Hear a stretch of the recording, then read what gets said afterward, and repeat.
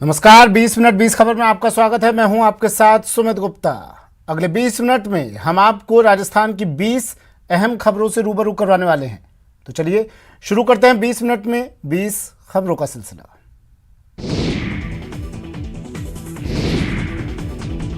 जोधपुर के Basni industrial area के पास भीषण आग लगने से काफी नुकसान की आशंका जताई जा रही है। आग की विभीषिका का अंदाजा इसी से लगाया जा सकता है कि 20 से ज्यादा दमकल गाड़ियों को इस पर काबू पाने में 4 घंटे से ज्यादा का वक्त लग गया। यह आग जोधपुर शहर के बासनी औद्योगिक क्षेत्र के पास बासनी रेलवे स्टेशन रोड स्थित जेपी आर्ट हैंडीक्राफ्ट फैक्ट्री में गुरुवार की रात को लगी थी। फैक्ट्री में हैंडीक्राफ्ट का सामान होने से आग तेजी से फैलती गई और पूरी इकाई को अपनी चपेट में ले लिया। आग की सूचना मिलने पर पहले बासनी फायर स्टेशन से दमकल पहुंची, लेकिन आग फैलती चली गई। इसके बाद भगत की कोठी थाना पुलिस मौके पर पहुंची और लोगों को आसपास से हटाया। करीब 1 घंटे में 14 दमकल की टीम मौके पर पहुंच गई, लेकिन आग पर काबू नहीं पाया जा सका। इस दौरान आसपास के घरों के लोग भी डर के मारे बाहर आ गए। जेपी आर्ट फैक्ट्री में आग लगी 10 बजे। तो आग ज़्यादा होने के कारण बोरनाडा, बासनी, साक्षी नगर, उत्तर नागौर गेट और मंडोर की गाड़ियों को हमने बुलाया, सिविल डिफेंस को भी बुलाया और रेलवे स्टेशन बासनी का जो गोदाम था उसको भी हमने खाली करवाया।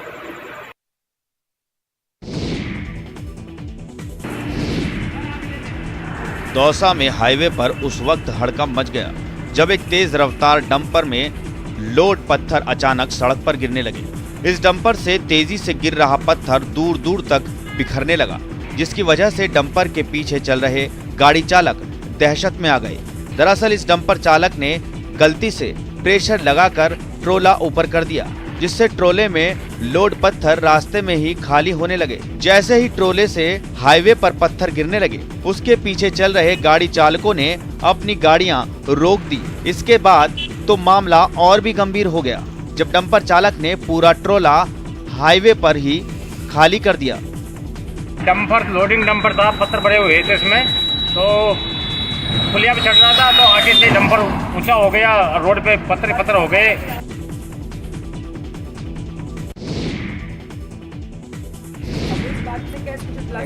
बालिका शिक्षा को बढ़ावा देने के लिए राजस्थान सरकार की ओर से चलाई जा रही मुख्यमंत्री हमारी बेटी योजना का कोटा में मखौल उड़ाया जा रहा है। यहाँ के कैथून की सरकारी स्कूल पर इस योजना के तहत प्रतिभाशाली छात्रा की बजाय दूसरी छात्रा का चयन करने के आरोप से शिक्षा विभाग में हड़कंप मचा हुआ है। दरअसल कैथून के सरकारी स्कूल के कर्मचारियों पर अपने करीबी छात्रा को इस योजना का लाभ दिलाने के आरोप लगे हैं। दरअसल कैथून की रहने वाली इशरत बानो ने 10वीं कक्षा में 94.83% अंक लाकर जिले में तीसरा स्थान हासिल किया था, लेकिन मुख्यमंत्री हमारी बेटी योजना में उससे कम अंक वाली छात्रा का चयन कर लिया गया। इशरत के पिता अब अपनी बेटी के हक के लिए कलेक्टर से लेकर शिक्षा अधिकारियों समेत जनप्रतिनिधियों के दरवाजे पर न्याय की गुहार लगा रहे हैं और शिक्षा विभाग इस मामले में तकनीकी गड़बड़ी बताकर अपनी जिम्मेदारी से पल्ला झाड़ने में लगा है।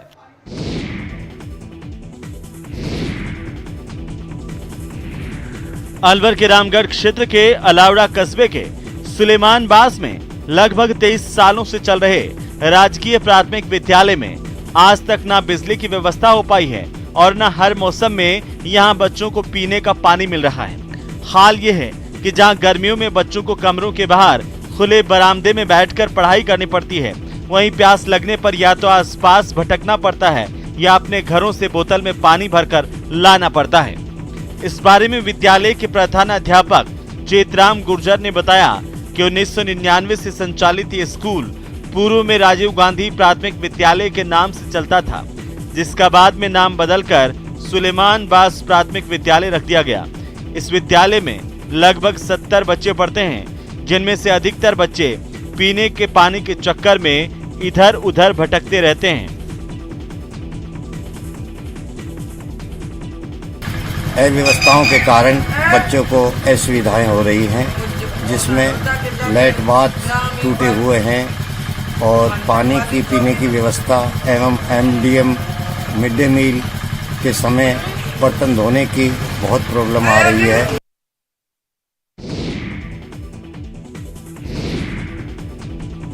जालोर में सार्वजनिक निर्माण विभाग के अधिकारी ठेकेदारों पर पूरी तरीके से मेहरबान दिखाई दे रहे हैं। यहाँ मौके पर सड़क नहीं बनती और महज कागजों में सड़कों की मरम्मत दिखाकर कंपनियों को लाखों रुपए का भुगतान किया जा रहा है। इसकी वजह से लोगों को गड्ढों वाली सड़कों पर चलना पड़ता है, जिसकी वजह से आए दिन हादसे होते हैं। और इसी कड़ी में भीनमाल से बागोड़ा उपखंड मुख्यालय को जाने वाली सड़क की बिना मरम्मत किए ही विभाग ने ठेकेदार को 34,35,000 रुपए का पेमेंट कर दिया। आपको बता दें कि साल 2019 में 2,47,50,000 की लागत से 11 किलोमीटर लंबी सड़क का निर्माण कार्य मेमर्स भंवरलाल मोहनलाल डी गांव की ओर से किया गया था, जिसकी गारंटी अवधि 3 साल की थी। नियमों के मुताबिक 3 साल पूरा होने के बाद कंपनी की ओर से विभाग में जमा राशि वापस लेने के लिए पूरी सड़क जहां से टूटी हुई है वहां पर मरम्मत करनी थी, लेकिन मरम्मत किए बगैर ही उसने अपनी जमा रकम वापस ले ली।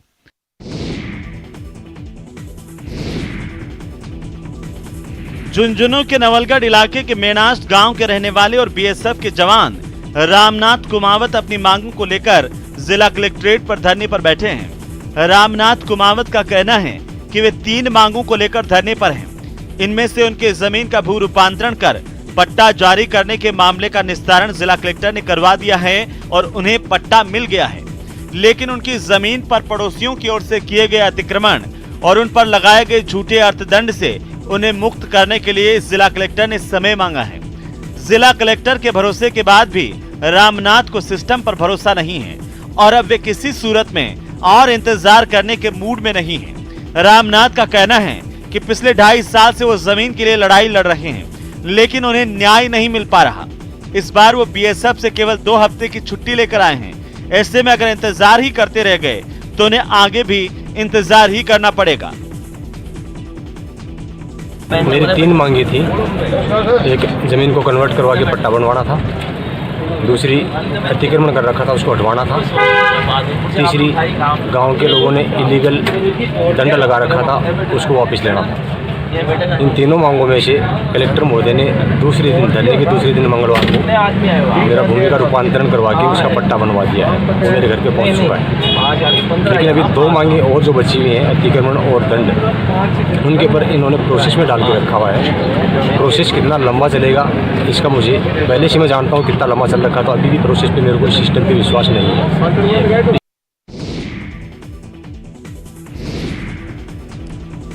झुंझुनू समेत पूरे राजस्थान से सेना में खुली भर्ती के आयोजन के लिए आवाजें उठ रही हैं और इसके लिए युवा तरह तरह से प्रदर्शन भी कर रहे हैं। लेकिन इसी बीच उनके लिए एक अच्छी खबर भी है।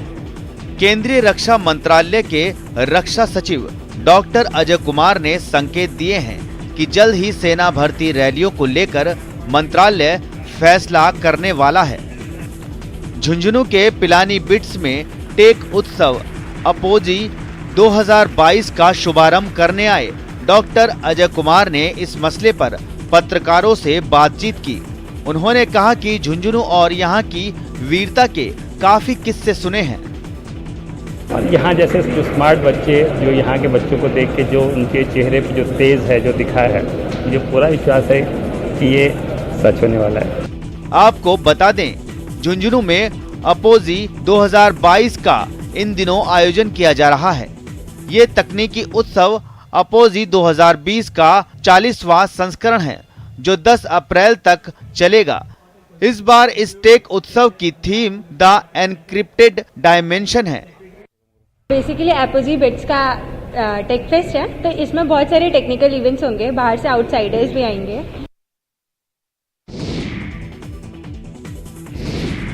पोखरण नगर पालिका को सीवरेज ओवरफ्लो और शौचालयों के गटर सफाई करने के लिए सीवर सेक्शन मशीन की बड़ी सौगात मिल गई है। कैबिनेट मंत्री शाले मोहम्मद ने कुछ समय पहले नगर पालिका सभागार में बैठक के दौरान जल्द मशीन दिलवाने का आश्वासन दिया था, जो अब साकार हो गया है। इस मशीन के आने से आम लोगों को बड़ी राहत मिलेगी। राज्य सरकार ने लगभग 20 लाख की लागत की पोखरण को 2000 लीटर की क्षमता वाली सीवर सेक्शन मशीन की सौगात दी है। आपको बता दें, पोखरण के लोगों को अब तक शौचालयों के गटर और सीवरेज की सफाई और खाली कराने के लिए फलौदी, जैसलमेर और जोधपुर से मशीन बुलाकर काम करवाना पड़ता था, लेकिन अब ऐसा नहीं करना पड़ेगा। मुख्यमंत्री बजट घोषणा के अंतर्गत निकायों की मांग के अनुसार सीवरेज सक्शन मशीन निकायों को नगरपालिकाओं को आवंटित की गई है, जिसके अंतर्गत नगरपालिका पोखरण को 2000 लीटर की सीवरेज सक्शन मशीन आवंटित की गई है। नगरपालिका पोखरण में पहले ये मशीन उपलब्ध नहीं थी, जिसके कारण आमजन को बहुत परेशानी झेलनी पड़ती थी। आसपास की नगर निकाय से हमें ये मांग करनी पड़ती थी, नगरपालिका फलोदी या जैसलमेर से मंगवानी पड़ती थी ये मशीन। अब चूंकि नगरपालिका पोखरण को सरकार द्वारा ये मशीन आवंटित की गई है, इससे जनता को बड़ी राहत मिलेगी।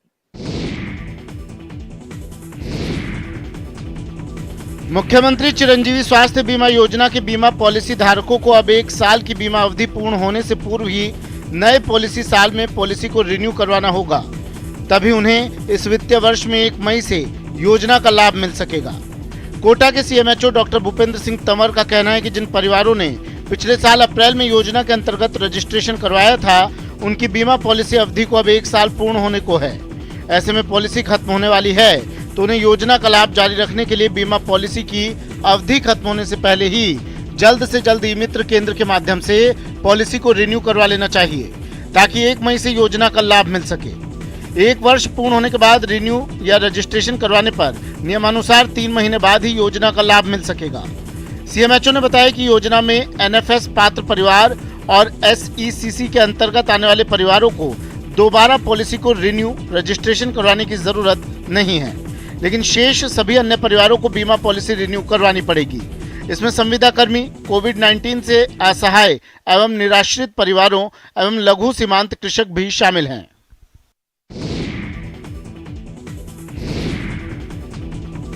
राजस्थान सरकार फिलहाल टोल टैक्स में बढ़ोतरी नहीं करने वाली है।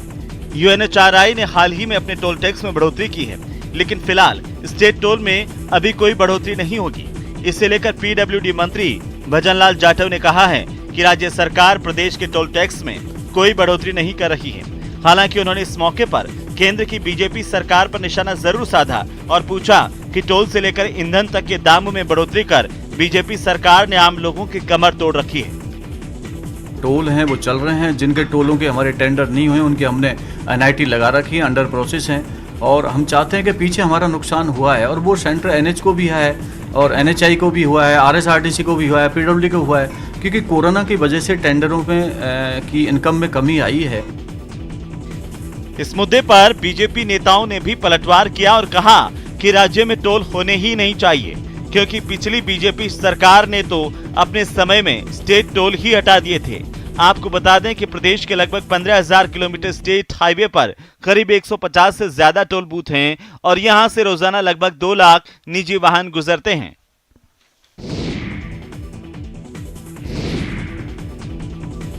प्रतापगढ़ नगर परिषद में सभापति के पद पर कौशल्या देवी के पदभार ग्रहण करने के बाद प्रतापगढ़ विधायक रामलाल मीणा ने नगर परिषद में एक बैठक की। इस बैठक में सभापति कौशल्या देवी के अलावा आयुक्त रमेश चंद परिहार और नगर परिषद के तमाम अधिकारी और कर्मचारी मौजूद रहे। बैठक के दौरान विधायक ने पुराने विकास कार्यों को हाथों हाथ स्वीकृति भी दी। साथ ही विकास कार्यों को लेकर लाखों रुपए की स्वीकृति हाथों हाथ जारी की गई। इसके अलावा शहर में बिगड़ी सफाई व्यवस्था को लेकर विधायक ने सभी सफाई कर्मचारियों को 4 से 5 दिन के अंदर सफाई व्यवस्था सुधारने के सख्त निर्देश दिए हैं। विधायक मीणा ने यह भी कहा कि वो बिना सूचना के शहर के किसी भी वार्ड में जाकर निरीक्षण करेंगे। अगर अव्यवस्थाएं मिली तो तुरंत अनुशासनात्मक कार्रवाई होगी। शिकायतें विभिन्न पार्षदों से, आम नागरिकों से प्राप्त हो रही थी, उसको लेकर राज्य सरकार को अवगत कराया गया और राज्य सरकार ने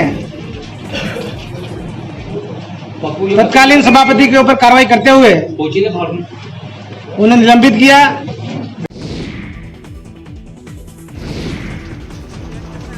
अजमेर के आना सागर सर्कुलर रोड योजना पर दशकों से काबिज अतिक्रमण को निगम के दल ने जमींदोज कर दिया है।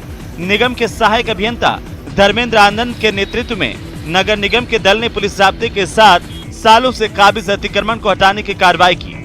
नगर निगम के आना सागर सर्कुलर रोड योजना पर 340 वर्ग गज जमीन पर लगभग 12 सालों से अतिक्रमी रामचंद्र ने स्थायी अतिक्रमण कर रखा था। ये मामला कोर्ट में भी चला और फिर कोर्ट के आदेश के तहत ही नगर निगम ने आरोपी को धारा 245 के तहत नोटिस जारी किया और सुनवाई का मौका दिया, लेकिन वो कोई और प्रामाणिक दस्तावेज पेश नहीं कर सका, जिसके बाद पुलिस ज़ाब्ते की मौजूदगी में नगर निगम के दल ने 340 वर्ग गज के भूखंड पर काबिज तमाम अतिक्रमणों को ध्वस्त कर दिया। कोर्ट से आदेश है कि भाई विधिक प्रक्रिया अपनाते हुए इसको हटाया जाना है, तो हमने इसको धारा 245 का नोटिस भी दे दिया है, इसकी सुनवाई भी कर ली थी। इसके बाद कोई दस्तावेज नहीं है, इसे अतिक्रमण को हटाया जा रहा है।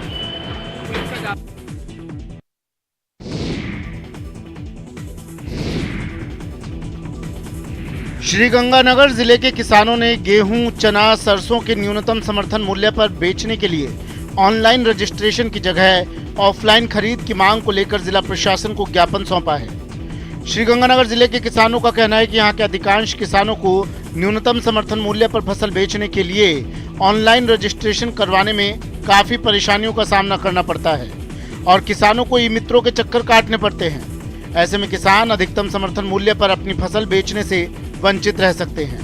लिहाजा इनकी मांग है कि किसानों को ऑनलाइन रजिस्ट्रेशन के बजाय सीधे मंडी में आकर विक्रय केंद्रों पर फसल बेचे जाने की व्यवस्था की जानी चाहिए, ताकि किसानों को किसी तरह की परेशानी ना हो और उन्हें ई मित्रों के चक्कर ना लगाने पड़े। ऑफलाइन जो परंपरा चल रही है, आज तक ऑफलाइन ही गेहूं की खरीद हुई है और यही बात कहने गए थे कि गेहूं की खरीद ऑफलाइन की जाए, जो पहले से चल रहा है उसी ढंग से लिया जाए। आज मिला पूरा गंगानगर का संयुक्त किसान मोर्चा, तो उन्होंने आश्वासन दिया कि हम कणक की ऑफलाइन खरीद चालू करवा देंगे।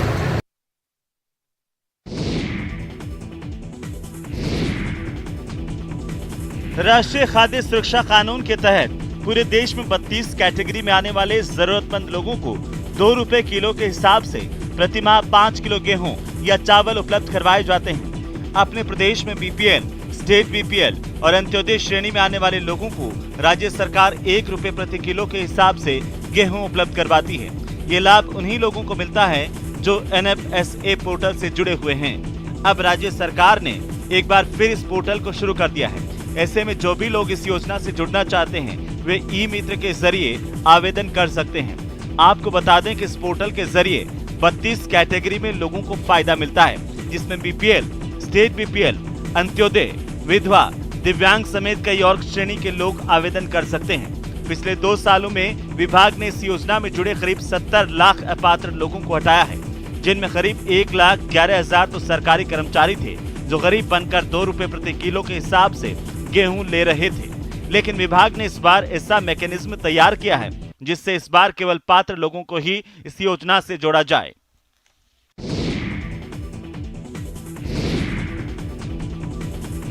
सादुलपुर के वार्ड संख्या 14 में स्थित झुग्गी झोपड़ियों को बचाने को लेकर समाज सेवी गायत्री के नेतृत्व में आंदोलन शुरू हुआ है। इसी के तहत झुग्गियों के लोगों ने जुलूस निकालकर विरोध प्रदर्शन किया और झुग्गियों को बचाने की मांग की। इस दौरान महिला और पुरुषों ने हाथों में तख्तियां लेकर जियो और जीने दो के नारों के साथ जुलूस निकाला। वार्ड संख्या 14 में झुग्गियों से शुरू होकर जुलूस वन विभाग स्टैंड, नंद प्लाजा, बिजली बोर्ड समेत शहर के तमाम मुख्य मार्गों से होते हुए मिनी सचिवालय पहुंचा। इस दौरान गायत्री ने कहा कि हर अभियान गरीबों से ही क्यों शुरू होता है और गरीबों पर ही कार्रवाई होकर समाप्त हो जाता है। अतिक्रमण हटाना है तो बड़े बड़े अतिक्रमण हटाएं।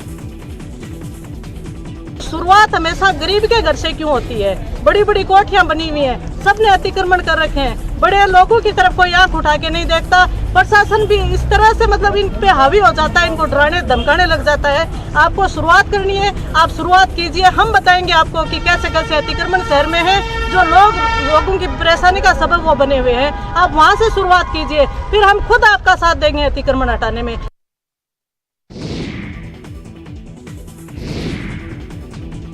नींबू की बढ़ती कीमतों ने आम आदमी की रसोई का बजट बिगाड़ दिया है।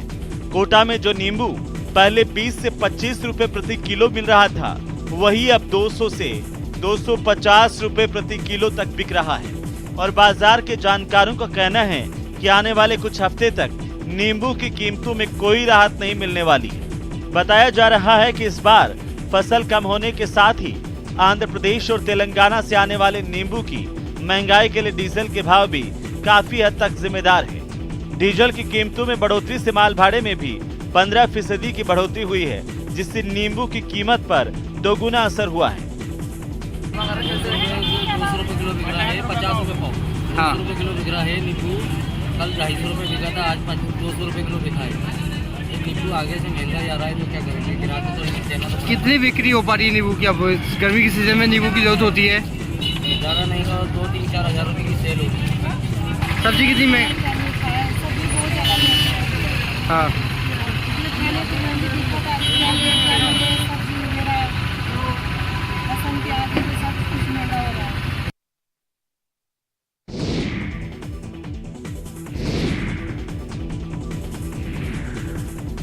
आज की तारीख में ये सोचना भी बेमानी है कि कोई गांव ऐसा भी हो सकता है जहां का एक भी शख्स नशा नहीं करता, लेकिन असलियत में एक गांव ऐसा भी है जहां के लोग नशे के सामान को हाथ तक नहीं लगाते।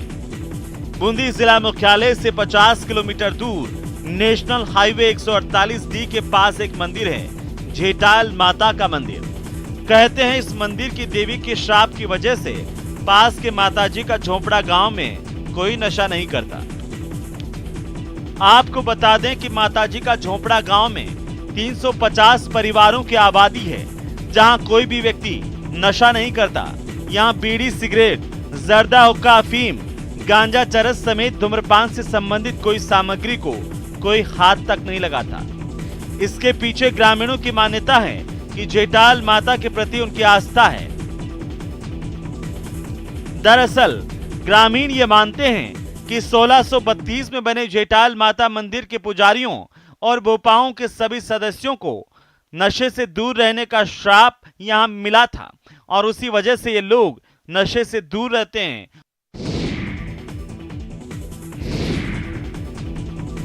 सीकर में रावणा राजपूत समाज का शक्ति संगम और स्नेह मिलन समारोह का आयोजन किया गया।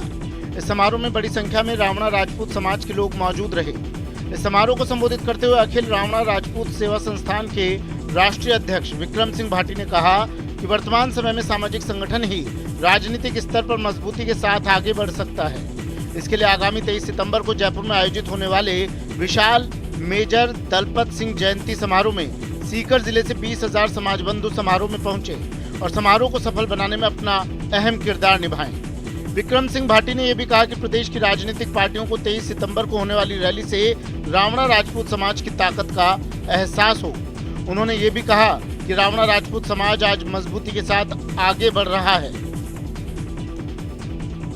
रावणा राजपूत समाज का एक होली मिलन समारोह आयोजित किया गया और उस कार्यक्रम के अंदर समाज के अंदर शिक्षा के क्षेत्र में कैसे प्रचार प्रसार हो, कैसे हमारे बच्चे पढ़ लिख करके आगे बढ़े, सामाजिक संस्थान का भी हमारे यहाँ गठन होना चाहिए, हॉस्टल का निर्माण भी होना चाहिए, उस पर भी हमारी चर्चा हुई है। चैत्र नवरात्र के 7वें दिन आज मां के कालरात्रि स्वरूप की पूजा की जा रही है। देश प्रदेश के साथ साथ श्री गंगानगर के दुर्गा मंदिर में आज सुबह से ही माता के भक्तों का तांता लगा हुआ है और यहां पर माता के भक्त कालरात्रि मां की पूजा अर्चना कर मनोकामना पूर्ण करने की प्रार्थना कर रहे हैं। नवरात्रि के मौके पर श्री गंगानगर के दुर्गा मंदिर में खास सजावट की गई है। साथ ही श्रद्धालुओं की ओर से भी इस बार बिना कोरोना पाबंदी के नवरात्रि का पर्व श्रद्धा और हर्षोल्लास के साथ मनाया जा रहा है। आपको बता दें कि नवरात्रि के पर्व पर दुर्गा मंदिर में सुबह शाम आरती और भजन संध्या का आयोजन किया जा रहा है, जिसमें श्री गंगानगर के श्रद्धालु हिस्सा लेते हैं। दुष्टों का विनाश करने के लिए इनकी उत्पत्ति हुई थी। गिरिराज पर्वत पर जब माता विराजमान थी तो चंड मुंड जो है उस समय अपनी दैत्य सेना लेकर के आए। माता अंबिका ने उस समय क्रोध किया, क्रोध के कारण उनका पूरा शरीर काला पड़ गया था। उसी समय माता कालरात्रि प्रकट हुई थी और उस समय उनका स्वरूप जो है उनका पूजन करने से जब पुष्प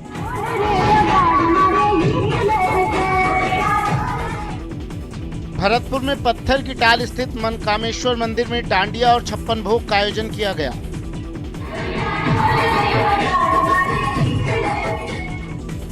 देर रात तक चले डांडिया कार्यक्रम में महिलाओं ने फिल्मी धुन और भजनों की प्रस्तुति पर जमकर डांडिया खेला।